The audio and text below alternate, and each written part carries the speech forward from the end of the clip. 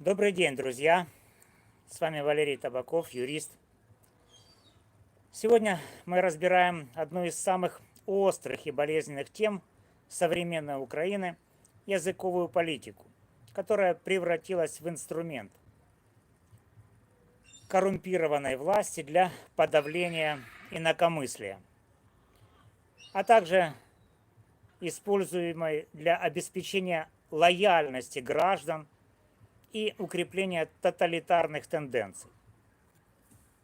В центре нашего внимания дело Вячеслава Зинченко, 18-летнего молодого человека, обвиненного в убийстве лингвистки Ирины Фарион, где по утверждению защиты доказательства были сфабрикованы, чтобы наказать его за взгляды, неугодные властям.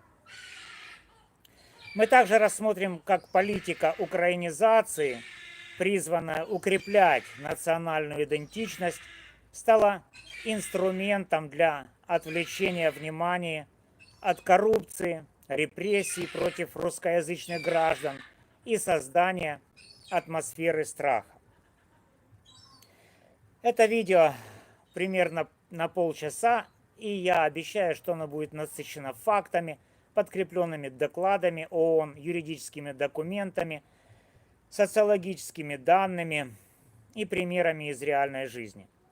Мы разберем, как язык, символ свободы и идентичности, стал в Украине оружием в руках коррумпированной элиты, разделяющей общество и укрепляющей свою власть. Почему это важно?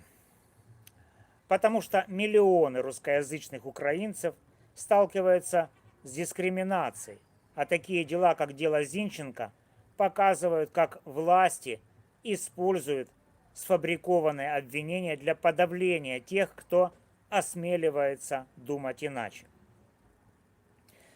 Разговор разделим на несколько частей. Сначала рассмотрим исторический контекст языковой политики, чтобы понять, как она стала инструментом контроля. Затем подробно разберем дело Вячеслава Зинченко и примеры фабрикации доказательств. Далее обсудим коррупцию в Украине и ее связь с украинизацией, а также то, как эта политика используется для обеспечения лояльности и создания тоталитарных черт в обществе. Мы обратимся к докладам ООН и международным механизмам защиты прав, а также рассмотрим социальные последствия украинизации и пути решения этой проблемы. В конце я предложу конкретные шаги, которые каждый из вас может предпринять, чтобы защитить свои права. Начнем с истории, чтобы понять, как мы оказались в этой точке.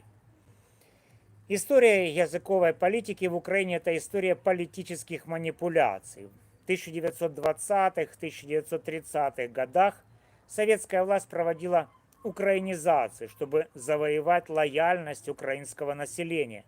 Школы, газеты и учреждения переводились на украинский язык. Но это была временной тактикой. Как только власть укрепилась, начались репрессии. Многие сторонники украинизации были расстреляны или сосланы. Этот исторический пример показывает, что язык может быть инструментом политического контроля, а не только культурным символом. После обретения Украиной независимости в 1991 году языковая политика стала ареной борьбы за национальную идентичность. В 1990-х годах власти пытались балансировать между украинским и русским языками, учитывая, что более 30% населения говорили на русском. В 2012 году был принят закон об основах государственной языковой политики, закон Кивалова-Колесниченко, который предоставил русскому языку региональный статус в областях, где он преобладал.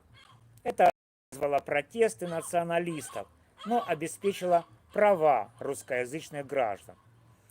Все изменилось в 2014 году после событий на Майдане. Верховная Рада попыталась отменить этот закон, что вызвало массовые протесты в русскоязычных регионах – Донбассе и Крыму. Это решение стало одной из причин эскалации конфликта на востоке Украины.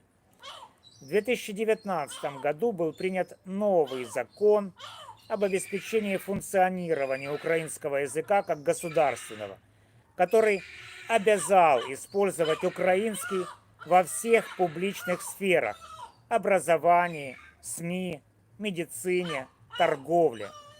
Этот закон стал поворотным моментом, усилив украинизацию и вызвав критику международных организаций. Венецианская комиссия в 2019 году указала, что закон создает риски дискриминации языков, не входящих в перечень официальных языков ЕС, в первую очередь русского. Несмотря на это, власти продолжили политику агрессивной украинизации, которая, как мы увидим, стала инструментом коррумпированной власти для отвлечения внимания от своих преступлений и подавления инакомыслия. Теперь перейдем к делу Вячеслава Зинченко, которое ярко иллюстрирует репрессивный характер этой политики. Дело Вячеслава Зинченко – это пример того, как власти могут использовать сфабрикованные доказательства для наказания инакомыслящих под предлогом защиты национальных интересов. Зинченко, 18-летний молодой человек, был обвинен в убийстве Ирины Фарион, известной лингвистки и радикальной сторонницы украинизации. В июле 2024 года во Львове Фарион прославилась своими провокационными заявлениями, например, называя русскоязычных украинских солдат нелояльными и требуя полной украинизации армии. Ее убийство вызвало шок, но дело Зинченко, по утверждению защиты, основано на сфабрикованных уликах и политически мотивировано. Вот 3 конкретных примера предполагаемой фабрикации доказательств, основанные на доступной информации и общем контексте подобных дел. Первое. Сомнительная переписка в Telegram. Прокуратура представила в качестве доказательства переписку из Telegram-аккаунта Зинченко, в которой якобы обсуждалась покупка оружия, а также изображение с националистическими или русскими символами. Отец Зинченко Федор и защита утверждают, что подлинность этих сообщений не подтверждена. Пользователи X отметили важный момент. Украинские власти неоднократно называли Telegram ненадежной платформой, связанной с иностранными спецслужбами. Использование таких данных, как ключевых улик, вызывает вопросы о законности. Нет доказательств, что сообщения не были подделаны, вырваны из контекста или созданы искусственно. В других делах в Украине, например, в случае журналиста Дмитрия Васильца в 2023 году, цифровые улики также использовались без проверки подлинности, что указывает на системную проблему. Второе. Отсутствие прямых улик. Федор Зинченко заявил, что прокуратура не предоставила убедительных доказательств причастности его сына к убийству. Основные улики – это косвенные данные, такие как фотографии, скриншоты и показания свидетелей, чьи слова могли быть получены под давлением. Защита требовала перевода Зинченко под домашний арест, но апелляционный суд Львова оставил его в СИЗО, что, по мнению защиты, свидетельствует о предвзятости суда. В докладах Amnesty International за 2022-2024 годы отмечаются случаи, когда украинские суды игнорировали отсутствие прямых доказательств, осуждая людей по политическим мотивам. Третье. Процессуальное нарушение. Защита Зинченко сообщила о многочисленных нарушениях в ходе следствия. Ограничение доступа к адвокату, отсутствие прозрачности при сборе улик, давление на подозреваемого. По данным Human Rights Watch, в Украине распространены случаи принуждения к признаниям и манипуляции с уликами, особенно в делах, связанных с национальной безопасностью. Например, в 2022 году активист из Харькова был осужден за сепаратизм на основе поддельных записей телефонных разговоров. В деле Зинченко отсутствие публичных данных о допросах не исключает подобных нарушений, учитывая общую практику. Как юрист я вижу в деле Зинченко признаки политически мотивированного преследования. Фарион была символом радикальной украинизации, а Зинченко, по словам его отца, якобы поддерживал идею полиэтнического государства или высказывал взгляды, противоречащие официальной линии. Это сделало его удобной мишенью для властей, стремящихся продемонстрировать решимость в борьбе с врагами. Фабрикация доказательств в таких делах – это способ подавить инакомыслие, используя украинизацию как предлог. Зинченко, возможно, стал жертвой системы, где язык стал тестом на лояльность, а любое отклонение от линии властей карается. Теперь о коррупции. Коррупция в Украине – это не просто проблема, а фундаментальная черта системы управления, которая подрывает доверие к любой государственной политике, включая украинизацию. В 2024 году Украина заняла 105 место из 180 в индексе восприятия коррупции. Transparency International улучшение по сравнению с 144 местом в 2012 году. Все еще свидетельствует о системном кризисе. Громкие коррупционные скандалы подтверждают это. Примеры коррупции за 2023-2025 годы. Первый. Арест главы Верховного суда. В мае 2023 года Всеволод Князев, глава Верховного суда, был арестован за получение взятки в размере $2,7 миллионов за решение в пользу бизнесмена. Это подорвало доверие к судебной системе, которая играет ключевую роль в делах, подобных делу Зинченко. Второе. Скандал в Минобороны. В 2023 году министр обороны Алексей Резников ушел в отставку на фоне обвинений в коррупции при закупке военного оборудования по завышенным ценам. Это показало, что даже в условиях войны коррупция остается приоритетом элиты. Третий пример. Махинации с гуманитарной помощью. В 2024 году расследования показали, что миллионы долларов международной помощи разворовывались чиновниками через подставные фирмы. Это отвлекало ресурсы от реальных нужд страны. Коррупция напрямую связана с украинизацией.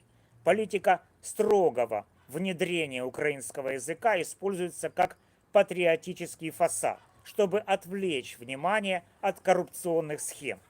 Например, в то время как власти требуют 75% квоты украинского контента в СМИ, миллиарды гривен исчезают из бюджета.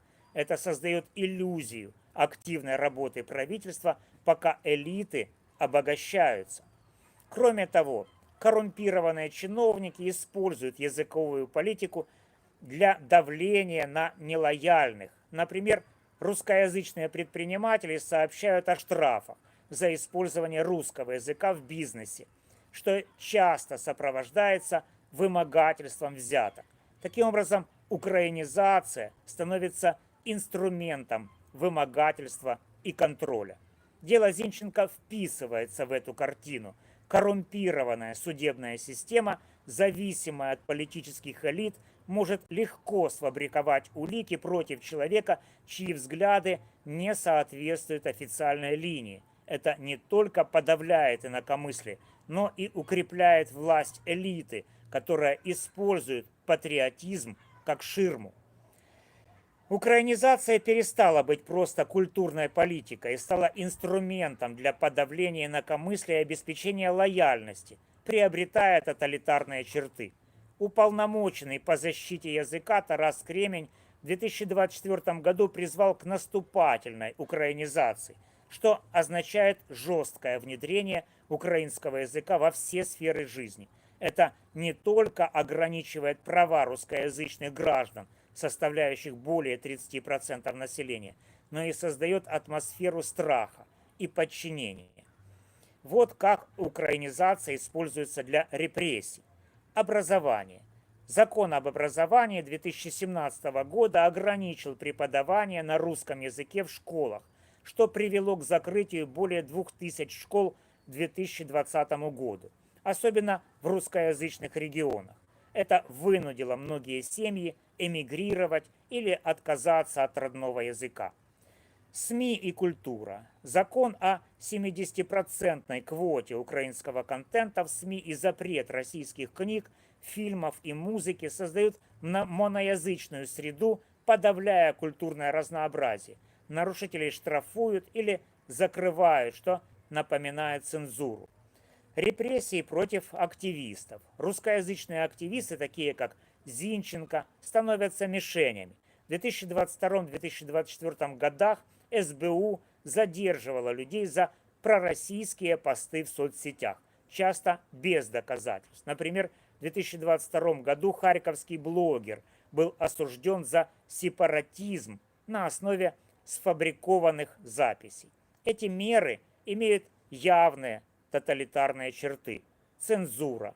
СМИ и издательства штрафуются за использование русского языка, что ограничивает свободу слова. Слежка. СБУ активно мониторит соцсети, используя размытые обвинения в национальной угрозе для задержания русскоязычных.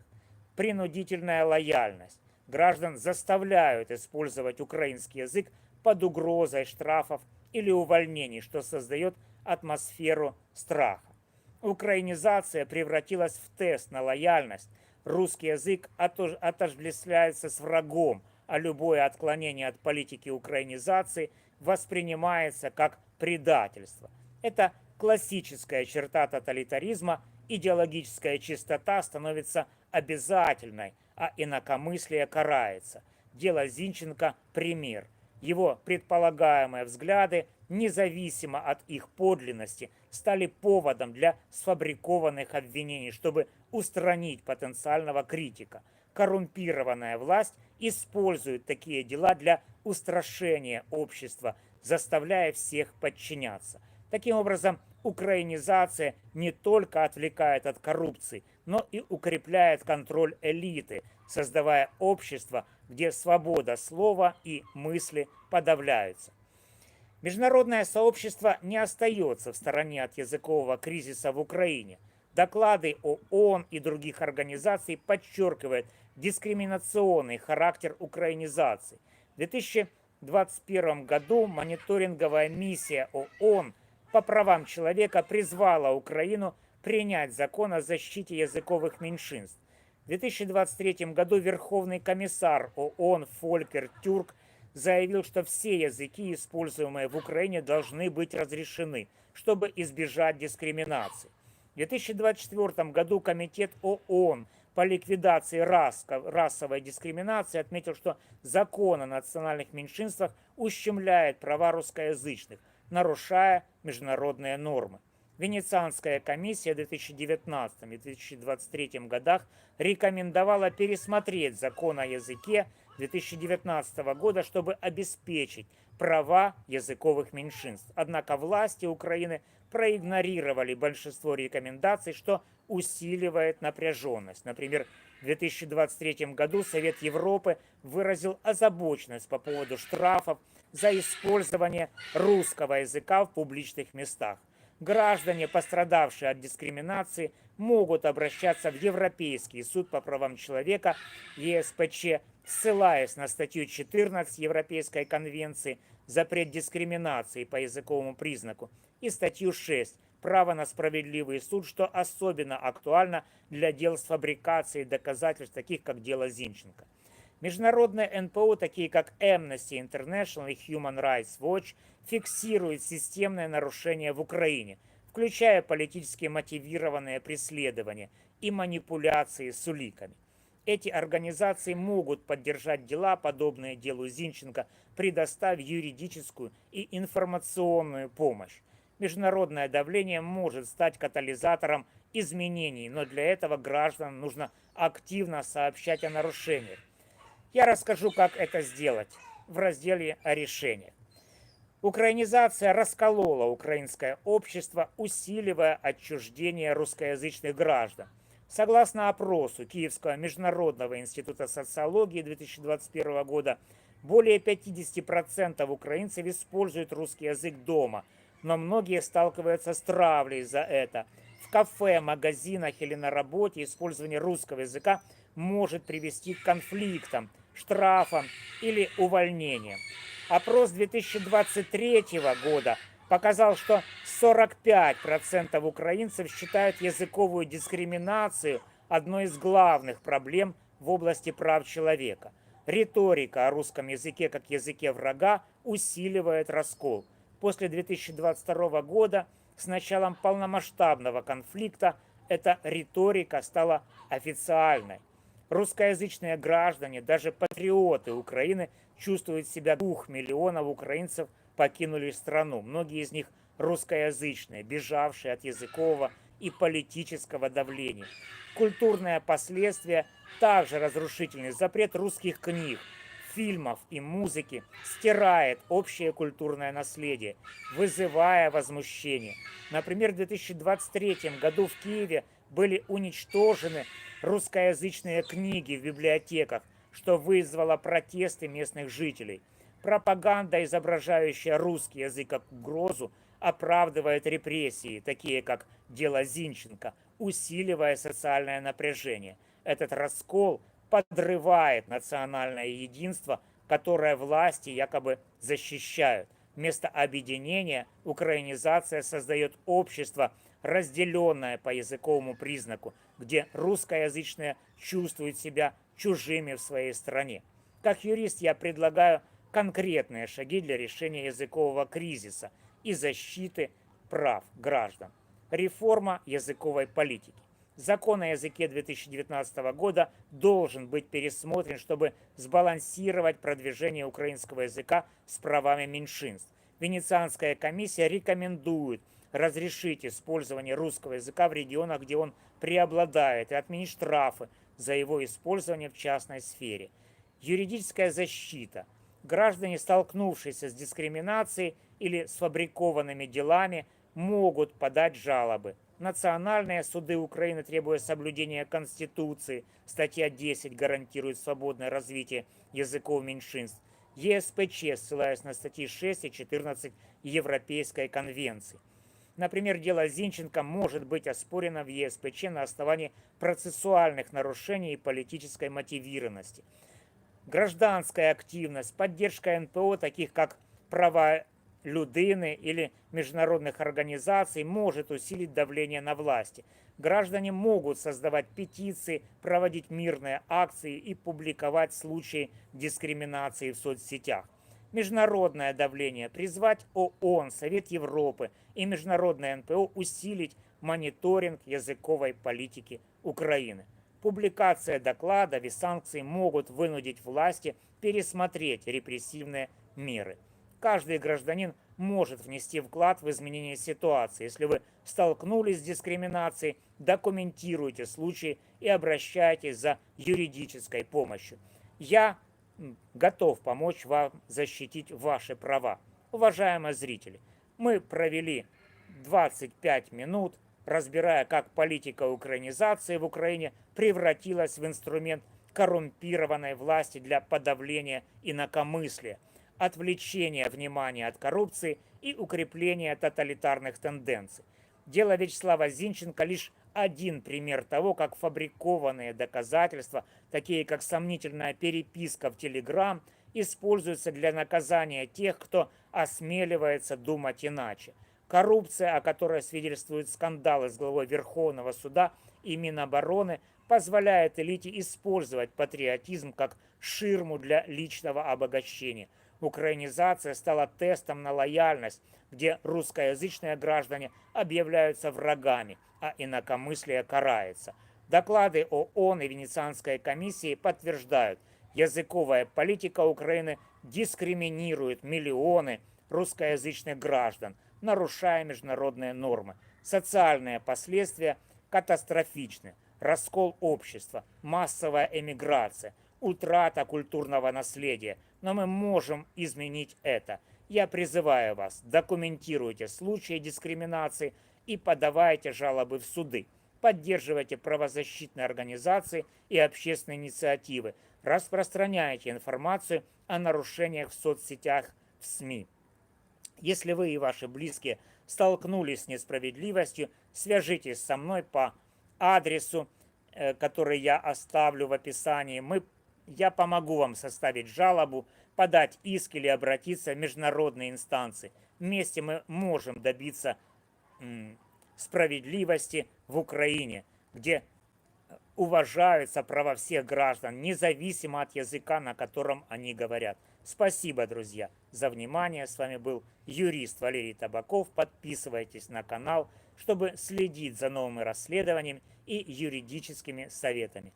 Давайте бороться за справедливость вместе.